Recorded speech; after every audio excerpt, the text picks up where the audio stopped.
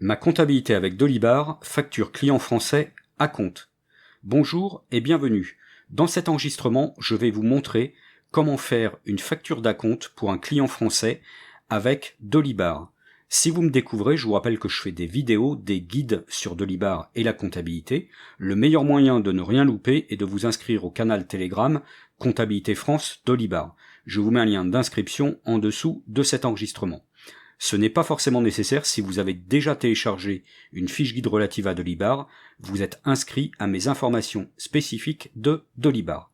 Alors commençons maintenant par l'introduction, et il faut déjà donc que je vous précise que nous venons de terminer dans les enregistrements précédents la série sur la configuration de Dolibar, donc qui est quand même assez riche de 13 enregistrements, et là nous allons commencer donc une nouvelle série sur les enregistrements courants dans Dolibar, c'est-à-dire les factures et les paiements clients et fournisseurs, mais avec à chaque fois un angle comptable et donc la comptabilisation des différentes opérations.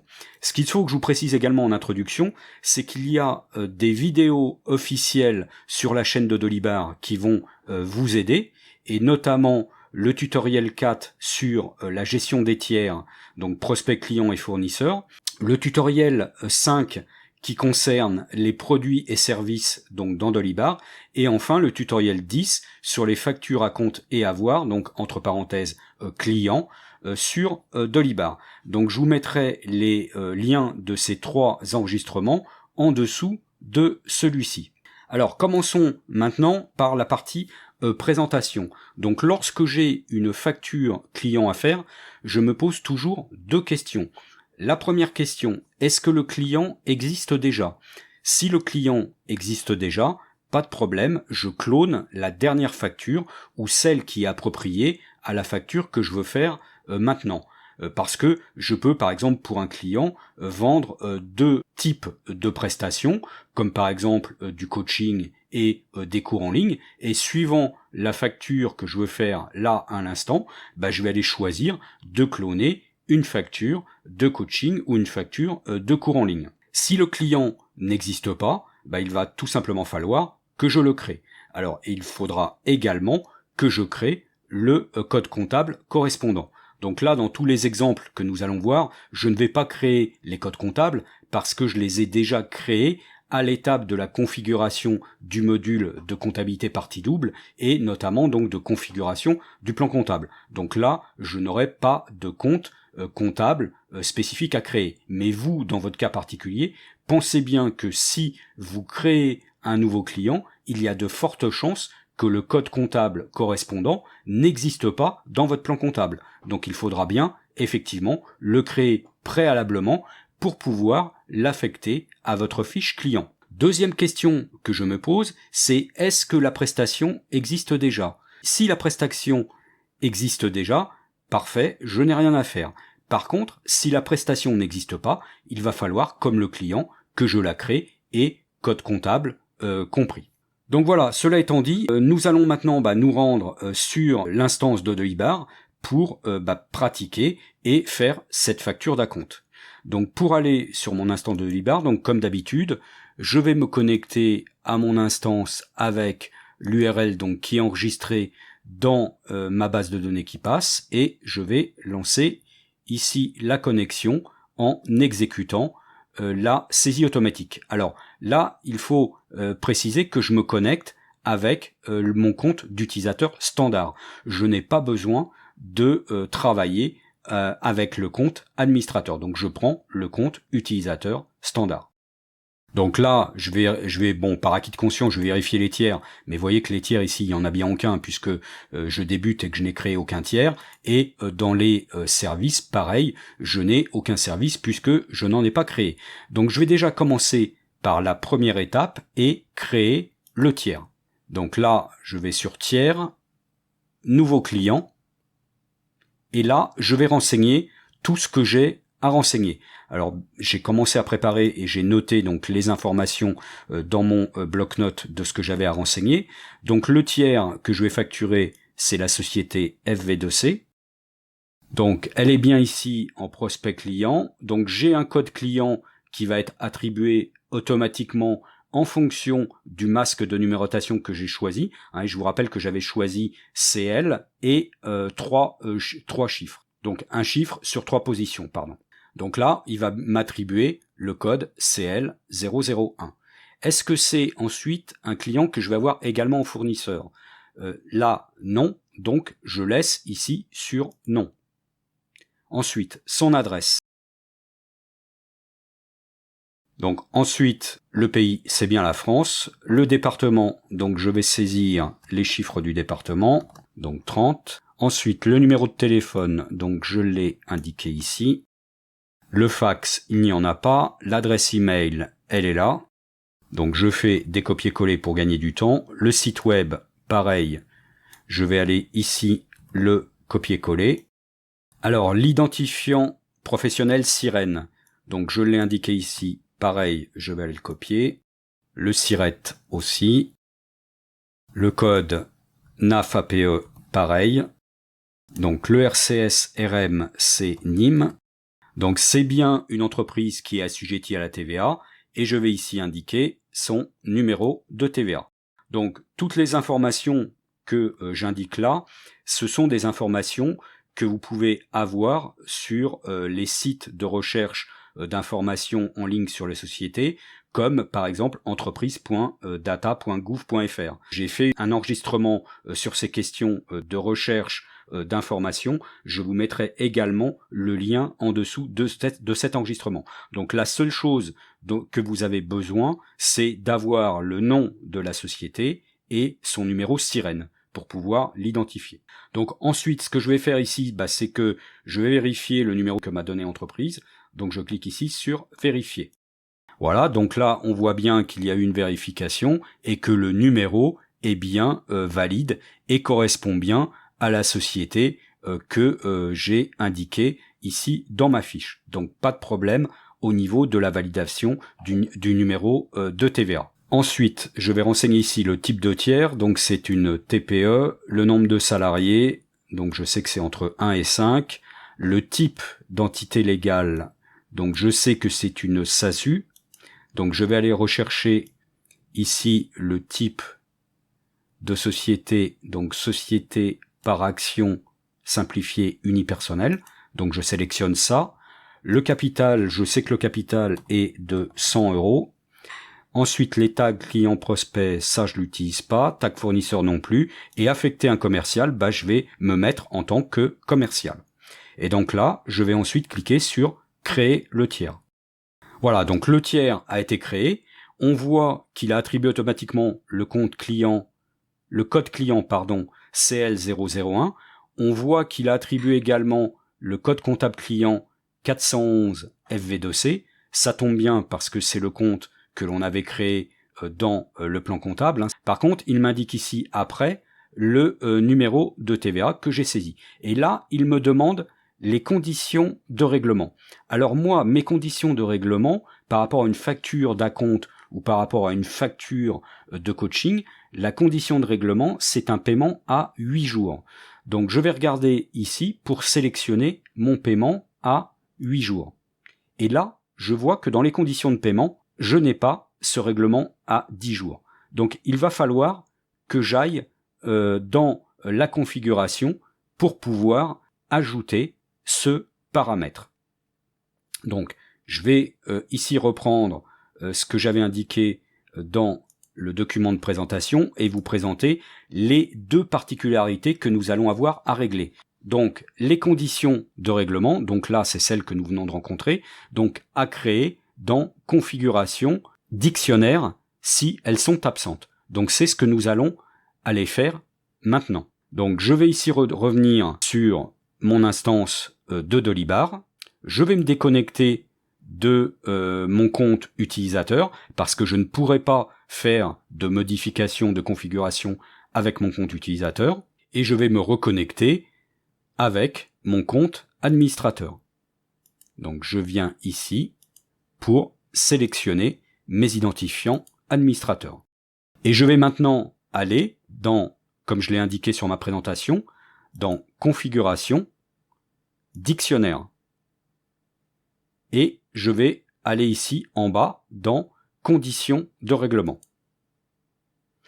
Donc là, on voit qu'il y a toutes les conditions de règlement que l'on avait dans la liste déroulante dans l'écran de la fiche client. Donc là, ce que je vais faire, c'est que je vais ici, déjà dans un premier temps, désactiver ceux que je n'utilise pas, parce que ça sert à rien que j'ai des conditions de règlement qui apparaissent. Donc réception, ça, je l'utilise, pas de souci. 30 jours, je vais le laisser. 30 jours fin de mois, je vais le désactiver. 60 jours, alors je n'utilise pas 60 jours. À réception de commande, je ne l'utilise pas non plus. Règlement à la livraison, non plus. Celui-ci non plus. 10 jours, je ne l'utilise pas. Et 14 jours, non plus. Donc en fait, pour l'instant, il n'en reste que 2, réception et 30 jours. Donc je vais ici créer mon nouvel enregistrement de conditions de règlement en remplissant tous les champs qui sont ici et en cliquant sur ajouter. Donc là, en code, je vais mettre, bon, pour être cohérent avec ce qui a été fait précédemment, par défaut, je vais mettre ici 8D. Ensuite, en libellé, je vais mettre 8 jours. Libellé sur les documents, donc je vais mettre règlement à 8 jours. Alors, nombre de jours, ici, je vais mettre 8. En fin de mois, donc je laisse aucun. Décalage, je mets aucun. Et dans l'ordre de tri, je vais mettre ici le chiffre 3 pour qu'il apparaisse en dessous des deux premiers. Et je clique sur ajouter. Ah pardon, je me suis trompé. Donc là, il faut que je modifie parce que j'ai rentré le chiffre 3 dans le décalage et pas dans l'ordre de tri. Donc je vais modifier ça tout de suite. Et je clique sur modifier. Voilà, donc là il apparaît bien ici après les deux autres. Donc là, maintenant que c'est fait, donc c'est enregistré, il n'y a pas de bouton d'enregistrement particulier dans cette fenêtre. Donc je peux me déconnecter de mon compte administrateur et revenir sur mon compte utilisateur standard pour poursuivre la création du compte client. Donc là, je reviens ici dans tiers. Je vais aller sélectionner ici mon client et je vais aller ici dans prospect client pour continuer à compléter ce qui devait l'être. Donc conditions de règlement, je peux maintenant cliquer sur le petit crayon pour aller choisir les 8 jours. Là, vous voyez que j'ai que les 3 que j'ai laissés actifs. Alors, mode de règlement, le client va me régler par virement bancaire. Donc je coche ici et je n'oublie pas de cliquer sur modifier pour que l'enregistrement soit pris en compte. Alors, compte de paiement, compte bancaire de paiement, je vais lui demander de me faire le virement sur mon compte Conto. Ensuite, remise, je n'en ai pas. Tag clients commerciaux, potentiel, statut de prospection. Donc, tout cela, c'est OK. Donc, voilà au niveau du client. Donc, tout a été complété correctement. Donc, passons maintenant au deuxième élément qu'il va falloir créer, c'est le service. Donc, je vais cliquer ici sur produits et services et je vais aller ici dans le menu service, nouveau service. Alors là, c'est pareil, j'ai un ensemble de champs qu'il va falloir que je remplisse. Donc, la référence. Donc là, à ce client, je vais lui vendre une prestation de coaching. Donc, la référence du service, je vais indiquer les 3 premières lettres. Je vais indiquer que 3 lettres, en fait. Je vais mettre C-O-A. Ensuite, en libellé, je vais mettre coaching. Alors là, après, il me demande état en vente. Oui, donc je vais laisser en vente puisque c'est quelque chose que je veux vendre. Ensuite, état achat. Je vais laisser aussi également achat parce que je peux acheter aussi, moi, de mon côté, du coaching. Donc, je vais ici, maintenant, copier le libellé que j'avais mis là. Je vais le mettre ici, la même chose en description. Ensuite, URL public, durée, bon, ça, je vais pas modifier. Non visible non plus. Tag sur les catégories, OK. Je vais rien mettre non plus. Alors, prix de vente. Alors, je vais pas indiquer ici de prix de vente parce que j'ai prévu d'indiquer le prix de vente pour chaque client. Donc là, il n'y a pas de prix. Je vais pas indiquer ici de prix spécifique. Prix de vente minimum non plus. Là, taux de TVA, il me propose par défaut 20%. Alors oui, ça sera à 20% pour les coachings que je vais vendre à des clients français. Et en dessous, on voit ici les comptes comptables, les codes comptables des comptes qu'il a retenus. Alors ça, ce qu'il a retenu, c'est d'après ce que l'on a paramétré en compte par défaut, donc pour les ventes. On avait paramétré ces 3 comptes-là dans les comptes par défaut pour les ventes, et on avait paramétré ces 3 comptes-là pour les comptes d'achat par défaut. Donc là, je vais laisser ça, ça me convient tout à fait, donc je ne vais pas ici modifier quoi que ce soit. Donc je vais cliquer ensuite ici sur créer. Donc voilà, le compte a été créé. Bon, je vais aller regarder les autres onglets si j'ai d'autres informations ici à renseigner, mais de mémoire, je ne crois pas que j'ai quoi que ce soit ici à renseigner. Non, je n'ai pas d'autres éléments à renseigner. Donc voilà, nous avons créé le tiers, nous avons créé le service. Il ne reste plus maintenant qu'à créer la facture d'acompte proprement dite. Alors pour créer la facture d'acompte, il y a plusieurs façons d'y accéder. On peut y accéder par le tiers, ou on peut y accéder ici directement par le module facturation et paiement. Donc je vais y accéder par ici.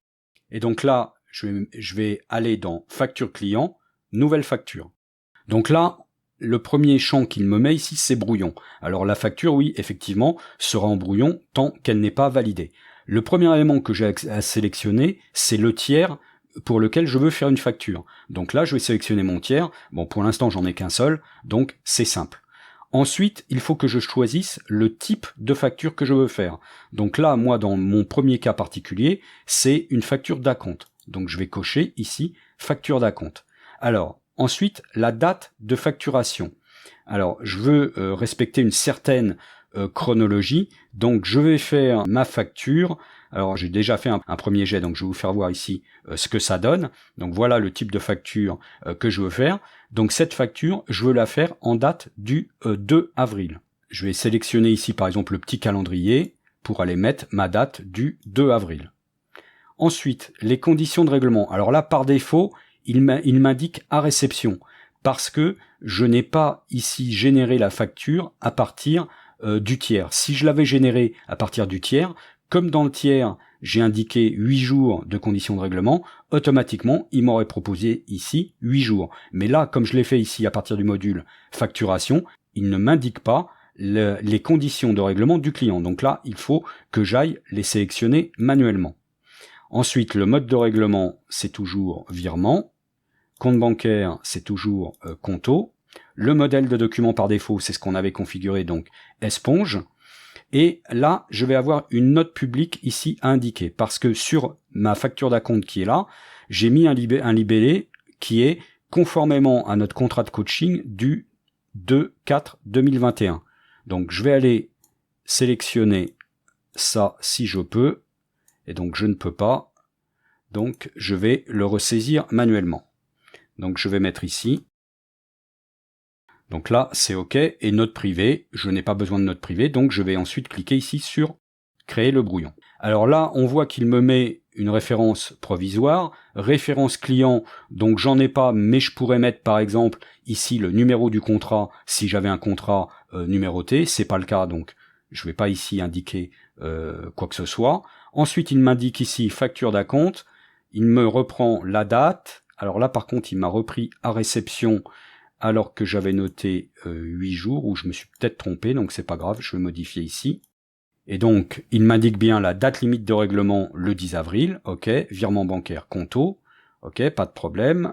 Et là, il faut maintenant que je construise les différentes lignes de la facture. Alors là, il y a deux possibilités. Soit vous prenez une ligne libre de type produit ou service. Donc ça, je vous déconseille franchement de l'utiliser, parce que ça veut dire que vous n'allez pas utiliser de services préalablement créés, et notamment avec les codes comptables correspondants. Donc ça, vraiment, je vous le déconseille de l'utiliser, et je vous conseille plutôt d'utiliser ce type-là, donc de produits et services prédéfinis en vente. Et là, dans la petite liste déroulante, je vais pouvoir aller sélectionner mon coaching. Ensuite, en libellé, je vais mettre ce que j'ai indiqué là, visibilité web locale à compte de 30%.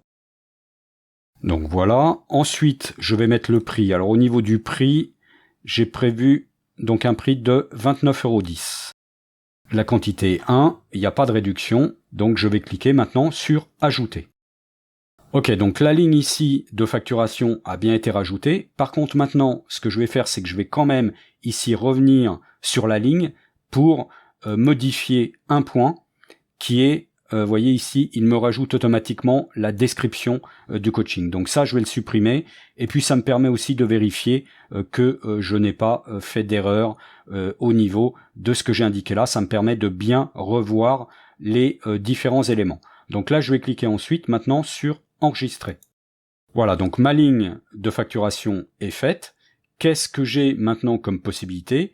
J'ai la possibilité de vérifier le brouillon avant de valider la facture. Donc pour vérifier le brouillon, je vais aller ici dans Générer, je vais cliquer sur Générer.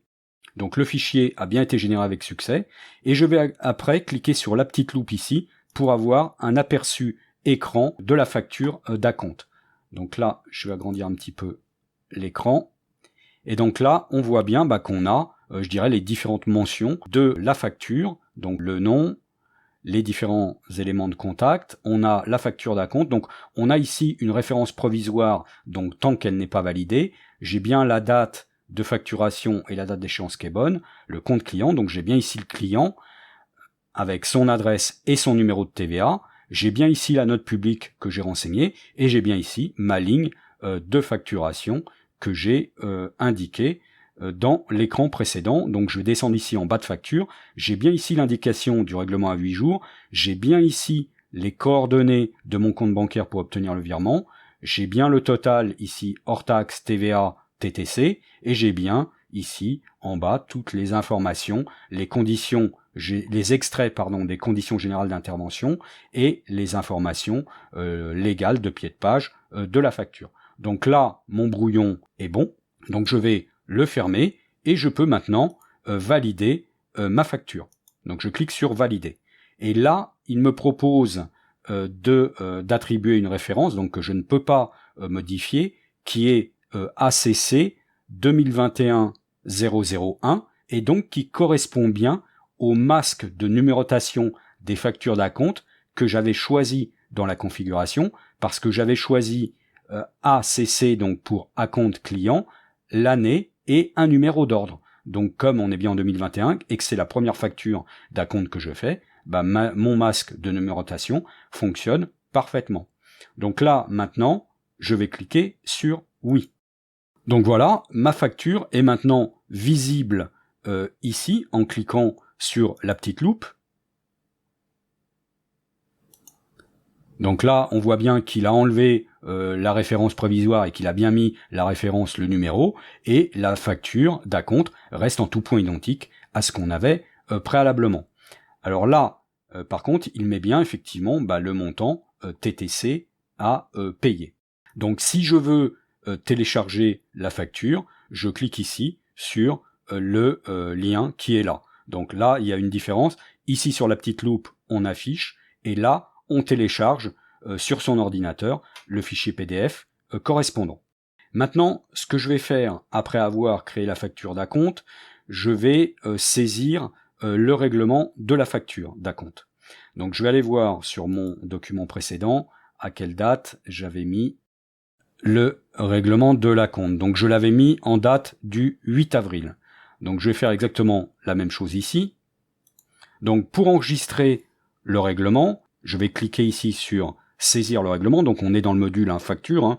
Donc si je revenais par exemple ici à l'accueil et que je revienne 6 jours plus tard ou 8 jours plus tard pour saisir le règlement, j'irai tout simplement, alors on pourrait l'avoir de différentes manières, mais j'irai directement ici dans facture et paiement, j'irai dans ma liste des factures clients et j'ai ma facture ici qui figure comme non payée. Donc je vais cliquer ici sur le numéro de la facture pour accéder aux détails de la facture. Et je vais cliquer donc ensuite ici sur saisir règlement. Donc au niveau de la date, on a dit que la date, le règlement avait été fait en date du 8 avril. Donc je saisis la date du 8 avril. Il a bien été fait par virement bancaire sur mon compte Conto. Bon, bien évidemment ici j'ai pas de numéro à indiquer. L'émetteur c'était bien FV2C. Et je peux ici saisir le montant que j'ai reçu. Donc j'ai reçu 34,92, donc soit je saisis ici manuellement le montant, soit je clique ici sur la petite flèche pour remplir automatiquement la case avec le montant qui apparaît dû ici. Donc je vais cliquer directement sur cette petite flèche, et ça va me remplir automatiquement le champ. Ensuite, je peux maintenant cliquer sur le bouton payer, donc ça va enregistrer le règlement et ça va classer la facture d'acompte comme payée. Donc je clique ici sur payer et je clique ici sur valider pour bien valider le règlement reçu. Voilà, donc là, le règlement a été enregistré et on va pouvoir voir que la facture a été modifiée avec l'information du règlement. Donc pour aller voir ça, je clique ici sur la petite loupe pour voir la facture. Et on voit que sur la facture d'acompte, le montant du règlement a été indiqué. Il a été passé ici en payé, reste à payer 0. Et on a ici le détail des versements qui sont effectués. Donc là, c'est un moyen de délivrer à vos clients une facture acquittée. Donc voilà pour la partie création de la facture d'acompte et enregistrement du règlement correspondant. Nous allons maintenant aller voir ce qu'il se passe sur le plan de la comptabilité. Pour l'instant, on a juste simplement enregistré une facture dans Delibar, donc au niveau de la gestion de l'activité, et on a enregistré un règlement correspondant. Voyons maintenant au niveau de la comptabilité, qu'est-ce qui se passe. Donc je vais sur l'onglet ici, comptabilité. Je vais aller ici dans liaison facture client. J'ai ici ma facture d'acompte de 29,10 qui apparaît ici donc avec un compte inconnu. Donc je vais indiquer ici lier automatiquement. Je vais cliquer sur lier automatiquement. Et voyez que là, il m'indique le compte qui a été indiqué dans la fiche produit pour les ventes avec TVA à 20%. Donc il m'indique bien le compte 706 108, vente prestation de service à 20%, et il me met bien ici le montant de la facture dans la colonne du mois d'avril. Donc la liaison a été faite. Maintenant, ce que je vais faire, c'est que je vais aller voir ce qui se passe dans le journal comptable de vente. Donc je vais cliquer ici dans journal de vente. Je vais mettre ici ma période, donc je vais mettre du 1/4 au 30/04 et je vais cliquer sur rafraîchir. Et on voit effectivement que j'ai bien ma facture qui est enregistrée avec le compte 411 000 et le compte auxiliaire 411 FV2C avec un montant au débit de 34,92, le compte de produit 706 108 avec le montant hors taxe au crédit de 29,10 et le compte de TVA collecté avec le montant de la TVA au crédit.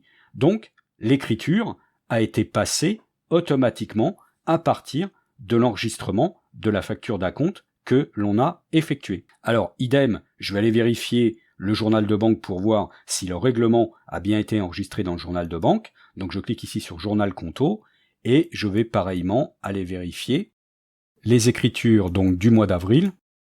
Et là, c'est pareil, en date du 8 avril, j'ai bien le virement qui a été enregistré donc avec le débit sur le compte 512 100, donc qui est le compte Conto, pour un montant de 34,92, et le crédit sur un compte client 411 FV2C pour le même montant. Donc là, l'écriture a bien été également générée automatiquement. Donc vous voyez que automatiquement, toutes les écritures comptables relatives à la facture et au paiement ont bien été enregistrées sans aucune intervention autre de notre part. D'où l'intérêt de bien enregistrer les différents comptes comptables dans les produits et les clients. Alors maintenant, il y a quand même une problématique par rapport à cela, c'est que en fait, j'ai ici une facture d'acompte qui apparaît dans le chiffre d'affaires. Or, en ce qui me concerne, je pratique une comptabilité d'engagement et non une comptabilité de trésorerie, et les acomptes ne doivent pas, pour moi, figurer dans le chiffre d'affaires, puisque ce n'est qu'une avance de trésorerie. Et donc c'est là où on va arriver à notre deuxième particularité, que je vous avais indiqué ici dans la présentation. Il va falloir que l'on règle la prise en compte dans le chiffre d'affaires. Donc pour régler la prise en compte dans le chiffre d'affaires, moi je ne veux prendre en compte dans le chiffre d'affaires que les factures définitives et non les factures d'acompte, puisque dans la comptabilité que j'applique, la comptabilité d'engagement, les acomptes ne doivent pas être pris en compte dans le chiffre d'affaires. Et ce qui correspond ici également à mon régime fiscal. Si vous avez un régime fiscal et une comptabilité différente, donc notamment, par exemple, une comptabilité de trésorerie et un régime fiscal d'imposition sur la base des encaissements, dans ce cas-là, effectivement, pour vous, la prise en compte du chiffre d'affaires sera bonne sur la base de ce qu'on a vu précédemment. Mais là, moi, dans mon cas, c'est pas bon, donc il va falloir que j'aille modifier ça en configuration divers et indiquer une variable qui s'appelle Facture Deposits are Just Payments et que je mette cette variable à 1 pour tout simplement que ça enlève les acomptes de la comptabilisation dans le chiffre d'affaires. Donc je vais revenir maintenant sur mon instance de Dolibar. Donc je vais sortir de mon compte utilisateur standard parce que je ne peux pas modifier de configuration en étant en utilisateur standard, donc je me déconnecte. Et je vais me reconnecter avec mon compte administrateur. Et je vais aller donc dans Configuration divers. Et je vais régler ici la constante que j'indique ici dans le document de présentation. Donc je vais copier ici la valeur de la variable. Je vais l'indiquer ici. Donc je la colle. Je lui mets une valeur 1. En commentaire, je vais mettre acompte non pris en compte CA, et je vais cliquer ici sur Ajouter. Voilà, donc ma variable a bien été ajoutée ici, avec cette valeur 1, et j'ai bien mon libellé, on voit ici la date, ok, donc pas de souci, donc là, c'est pareil, je n'ai rien d'autre à enregistrer, ça a été enregistré automatiquement quand j'ai cliqué sur Ajouter. Donc je vais maintenant me redéconnecter de mon compte administrateur, et je vais revenir en utilisateur normal. Voilà, et donc là, je vais retourner dans le module de comptabilité, pour voir ce qui se passe. Donc je vais cliquer sur liaison facture client. Donc là, on voit que ici dans la liaison facture client, on n'a plus aucune ligne à lier et à prendre en compte. Donc là, même si je clique sur lier automatiquement, vous voyez, il se passe rien, il n'y a rien qui va être ajouté. Donc c'est normal, ma facture d'acompte n'a pas été ajoutée dans le chiffre d'affaires puisque j'ai indiqué à la variable précédente qu'il ne fallait pas la prendre en compte.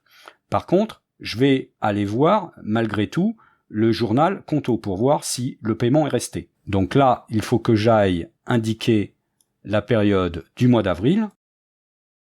Et là, on voit bien que sur la période du mois d'avril, l'acompte, lui par contre, le versement de l'acompte a bien été conservé, donc avec la bonne écriture, 512 au débit pour 34,92 et 411 FV2C au crédit pour 34,92.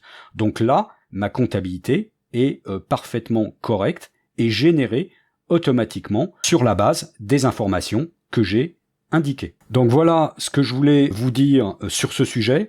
J'espère que cela vous a été utile et que vous avez aimé. Dites-le moi en cliquant sur le pouce en haut ou de couleur bleue ou le pouce en bas ou de couleur rouge dans le cas contraire. N'hésitez pas non plus à faire vos remarques et observations en commentaire pour échanger sur le sujet. Merci de votre écoute et à bientôt.